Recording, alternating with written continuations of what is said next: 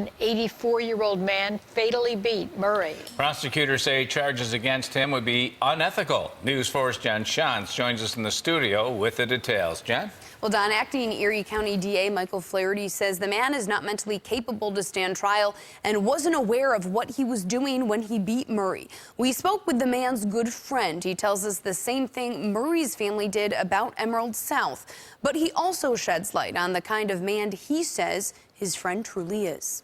He's just always been a kind guy and generous, always trying to help, trying to give you something, and just a really nice guy. For the past 5 or 6 years, Willie Faulkner has been a best friend, a caretaker, and a neighbor to the 84-year-old man who fatally beat Emerald South resident Ruth Murray. We're not naming the man because he hasn't been charged with a crime. Thursday, county prosecutors announced he clearly didn't know what he was doing when he killed Murray. He, too, suffers from dementia. He wouldn't take showers. He had on same clothes for about probably 3 months. When his neighbor's health started going downhill, Faulkner helped him get the care he needed. Emerald South, Faulkner tells us, didn't appear to care for his neighbor as well as he would have liked. He was transferred there from ECMC. There was nothing on the bed. He may have had a pillow behind him, but it didn't have any a pillowcase on it. It didn't have no sheets. That's not the facility I would want to go to if I had to go to one.